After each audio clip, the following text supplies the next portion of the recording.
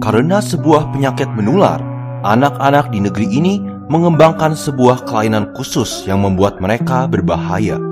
Pemerintah mewajibkan semua anak-anak dengan kelainan itu untuk segera ditangkap dan disuntik mati. Bagaimana ceritanya?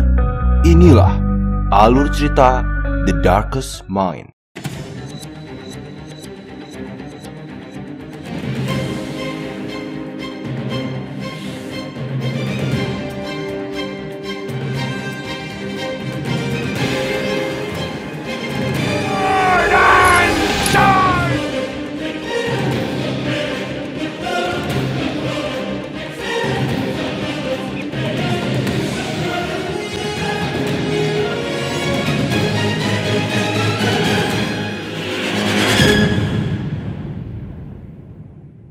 Pada tahun 2043, di Amerika, tiba-tiba anak-anak mati secara mendadak karena sebuah penyakit mengerikan yang hanya menimpa anak-anak. Penyakit ini menular dan menyebar dengan sangat cepat dan sangat mematikan bagi anak-anak, namun tidak menyerang orang dewasa. 90% anak-anak mati dan hanya sisa 10% anak-anak yang berhasil bertahan hidup dari penyakit tersebut. Tapi ada suatu kelainan pada anak-anak yang masih hidup tersebut. Penyakit tersebut memicu sebuah kelainan atau kemampuan khusus pada anak-anak tersebut. Pemerintah menghimbau semua orang tua untuk menyerahkan anak mereka yang masih hidup ke sebuah camp untuk penyembuhan dan penelitian. Presiden Amerika pada saat itu, yaitu Presiden Gray, mengklaim bahwa anaknya yang bernama Clancy juga berhasil selamat dari penyakit itu dan sekarang sedang dirawat di camp tersebut untuk penyembuhan. Dan kondisinya semakin membaik. Di camp tersebut, para dokter dan ilmuwan menggolongkan anak-anak dan kelainan mereka ke dalam 5 warna. Yang pertama adalah warna hijau, yaitu untuk anak-anak yang kecerdasannya meningkat. Kedua, yaitu warna biru, yaitu mereka yang memiliki kemampuan telekinesis, dengan kata lain, mampu menggerakkan sesuatu dengan pikirannya. Ketiga adalah warna emas, yaitu mereka yang dapat mengendalikan listrik. Ketiga golongan pertama dianggap masih cukup aman dan hanya dirawat di camp penyembuhan. Sedangkan golongan keempat adalah golongan yang dianggap berbahaya, yaitu warna merah untuk mereka yang dapat mengendalikan api. Dan golongan kelima adalah yang paling berbahaya, yaitu mereka yang dapat mengendalikan pikiran orang lain. Golongan merah dan oranye sangat jarang ditemukan, dan pemerintah menganggap mereka sangat berbahaya dan harus langsung dibunuh jika ditemukan. Seorang anak kecil bernama Ruby sedang merayakan ulang tahunnya bersama orang tuanya. Mereka cemas karena semua anak-anak di sekitar sudah mati dan hanya Ruby yang masih hidup. Pada malam harinya, Ruby datang ke kamar ibunya untuk menenangkannya. Namun, ketika ia memegang tangan ibunya, tiba-tiba ia mendapat sebuah penglihatan yang aneh. Pada pagi harinya, tiba-tiba ibunya tidak mengenali Ruby lagi sebagai anaknya. Dan si ibu menelpon pihak pemerintah untuk membawa Ruby ke camp penyembuhan. Dan akhirnya Ruby pun dibawa bersama anak-anak lainnya ke camp penyembuhan. Setiap anak yang dibawa ke camp tersebut akan diperiksa kelainan apa yang terjadi pada mereka. Ruby dibawa ke pemeriksaan dan ternyata dia berada di golongan oranye, golongan yang paling berbahaya, yaitu golongan yang dapat mengendalikan pikiran orang lain dan harus langsung disuntik mati. Dokter langsung ingin menyuntik mati Ruby, tapi Ruby lari dan mengendalikan pikiran si dokter agar menganggapnya ada di golongan hijau, yaitu golongan yang mengalami peningkatan pada kecerdasan mereka. Akhirnya Ruby pun ditempatkan di golongan hijau. Di camp tersebut ada 3 golongan, yaitu hijau, biru, dan emas. Tapi tidak ada merah dan oranye, karena golongan tersebut langsung dibunuh. Ruby pun menjalani kehidupannya di camp sebagai golongan hijau. 6 tahun telah berlalu. Ruby yang sedang bekerja di camp dimarahi oleh kapten dari camp tersebut karena melakukan kesalahan. Kapten pun merasa Ruby ini lebih bodoh dari orang lainnya di sana. Ada teman Ruby yang membela Ruby dan menghina petugas itu. Namun, dia malah dianiaya. Anak-anak diperlakukan dengan keji di camp tersebut. Di camp tersebut sering diadakan sebuah tes frekuensi. Singkatnya, tes frekuensi ini adalah tes yang menggunakan suara yang sangat berisik yang frekuensinya hanya dapat didengar oleh anak-anak tersebut. Pada saat tes frekuensi kali ini, Ruby pingsan dan dia pun dibawa ke dokter yang bernama Dr. Kate untuk pemeriksaan lebih lanjut. Dari pemeriksaan tersebut, Ruby ketahuan bahwa dia adalah golongan oranye. Dr. Kate diam-diam menulis catatan untuk Ruby bahwa mereka telah mengetahui Ruby adalah golongan oranye dan akan membunuhnya. Dan Dr. Kate menyuruhnya untuk menemuinya di sebuah ruang perpipaan. Ruby pun segera pergi ke ruang tersebut, dan di sana Dr. Kate telah menunggunya. Pada saat itu alarm peringatan telah dinyalakan atas adanya penyusupan, dan semua petugas diperintahkan untuk mencari Ruby. Dengan bantuan Dr. Kate, Ruby berhasil pergi menggunakan mobil Dr. Kate.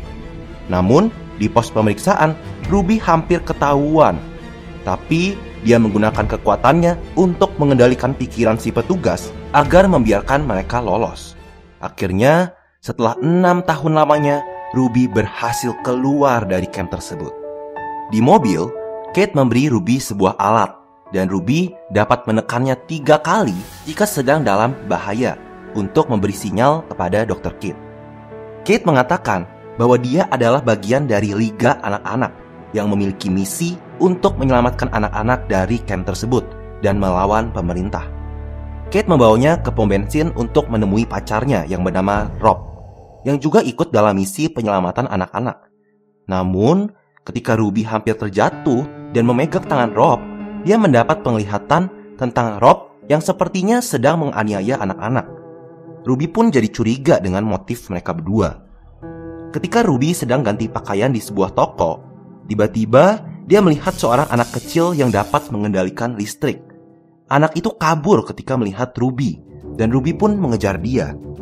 Anak itu lalu masuk ke sebuah van, dan Ruby mengikutinya untuk bersembunyi di situ dan kabur dari Dr. Kate. Ternyata anak kecil itu bernama Zoo, dan dia bisu dan selalu memakai sarung tangan. Zoo memiliki 2 teman yang bersamanya, yang bernama Liam dan Charles. Liam adalah seorang telekinesis yang ada dalam golongan biru, sedangkan Charles yang pintar ada di golongan hijau. Mereka pun setuju untuk pergi bersama Ruby dan membantunya kabur dari Dr. Kate. Di perjalanan, ada seorang wanita yang berusaha untuk mengejar mereka. Dia bernama Lady Jane. Lady Jane adalah seorang pemburu anak-anak yang bekerja demi uang. Saat dalam pengejaran, Kate juga ikut mengejar mereka.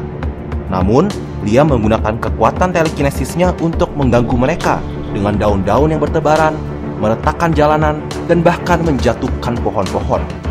Alhasil, mereka berhasil lolos. Mereka pun akhirnya mulai berkenalan lebih lanjut. Namun, Ruby tidak memberitahu identitasnya sebagai oranye dan berbohong dia adalah hijau. Liam menjelaskan bahwa mereka sedang dalam perjalanan ke Sungai Timur, ke suatu perkumpulan anak-anak yang dipimpin oleh seorang misterius yang dijuluki The Sleep Kids. Mereka tidak tahu identitas Sleep Kids, tapi sepertinya dia ada di golongan oranye yang bisa mengendalikan pikiran orang-orang. Liam juga menjelaskan bahwa Ruby tidak bisa pulang ke rumahnya karena tidak akan aman di situ. Dia juga menjelaskan bahwa Liga Anak-anak yang dipimpin Dr. Kate juga bukan tempat yang baik. Dia dulunya pernah bergabung dengan Liga Anak-anak. Mereka melatih anak-anak untuk menggunakan kemampuan mereka, namun mereka melatihnya untuk berperang melawan pemerintah. Dan akhirnya dia pun kabur dari situ. Di camp, dokter yang dulu memeriksa Ruby dimarahi oleh kapten petugas karena kecolongan. Dia pun akhirnya disiksa dengan seseorang yang memakai penutup kepala hitam dan bermata merah. Dia dibakar di ruang itu.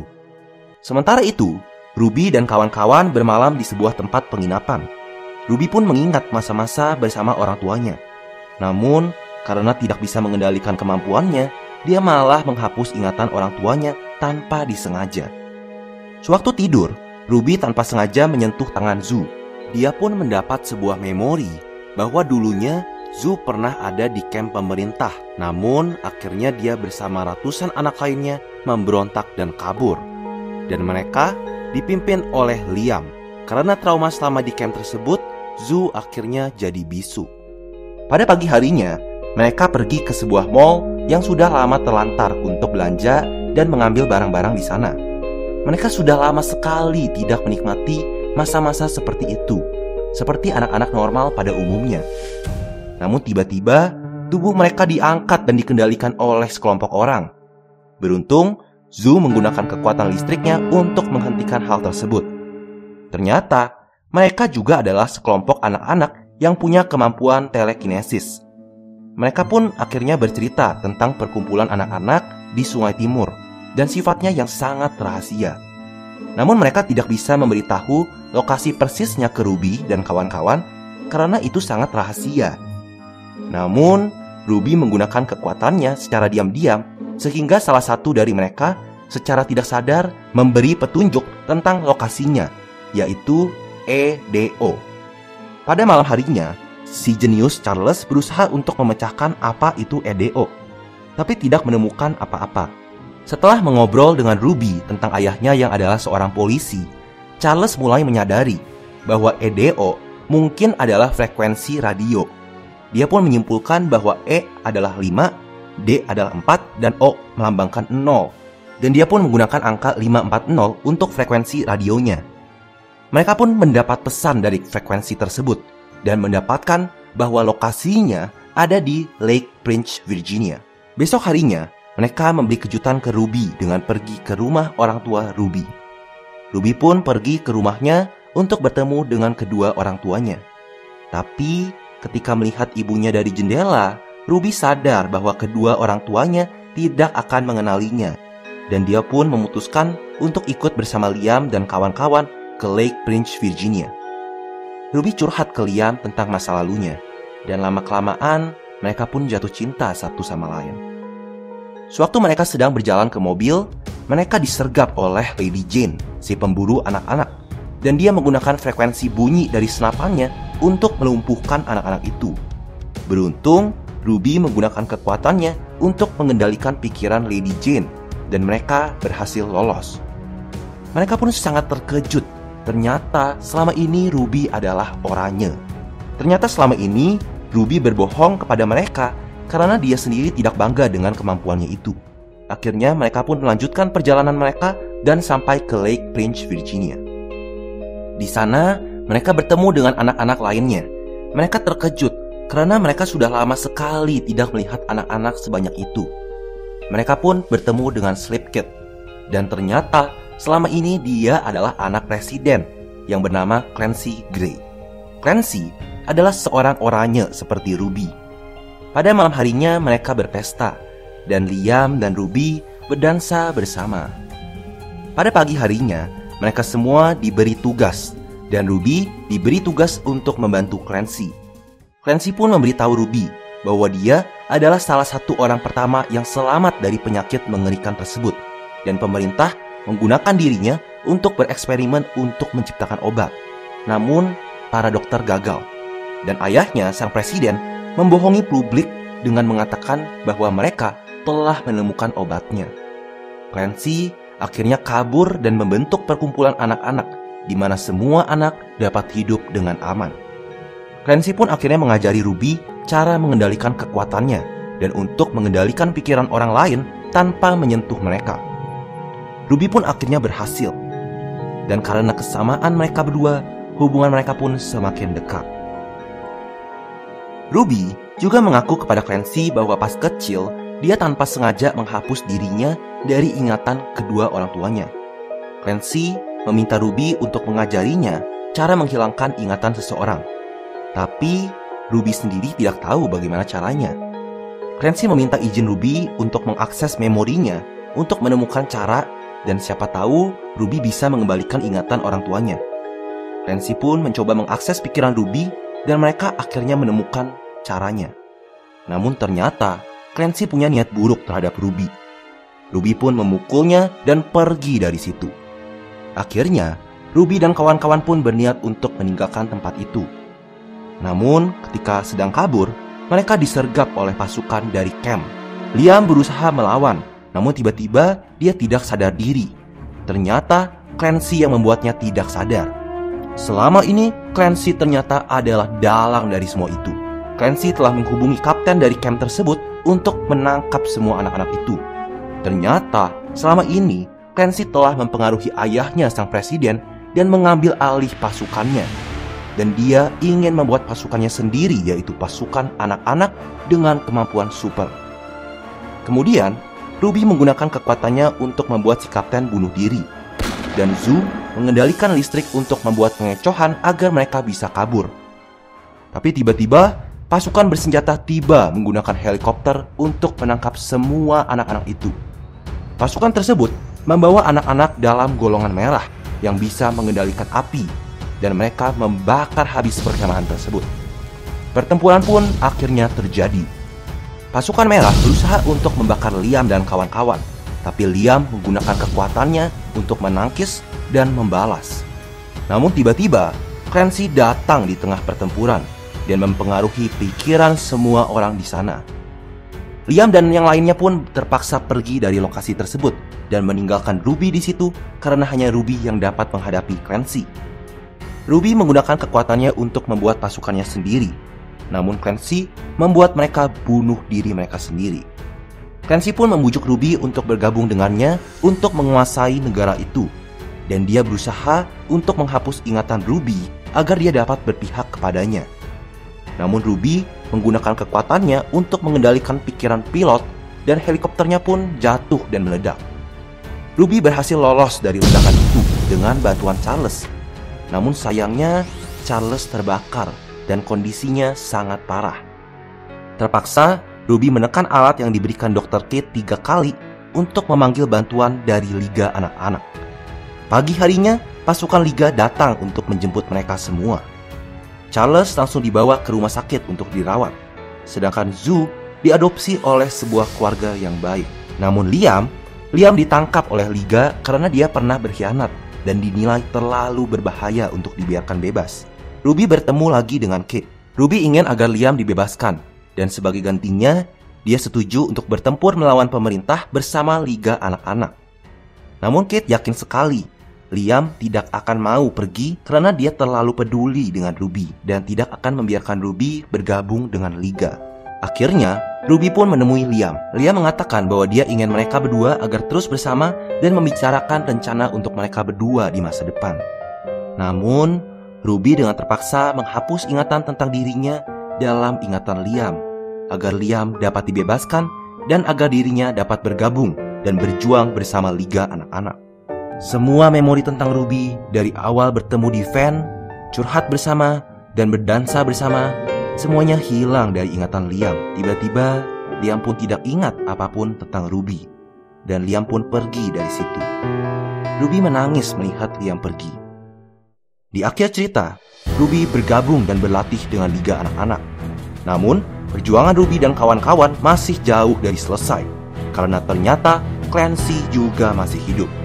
Dan pertarungan yang sengit antara kedua kubu dapat dipastikan tidak dapat dihindari. Itulah ending dari film The Darkest Mind. Sebelum kalian tutup video ini, jangan lupa cek video-video lain dari kami. Sampai jumpa di video berikutnya.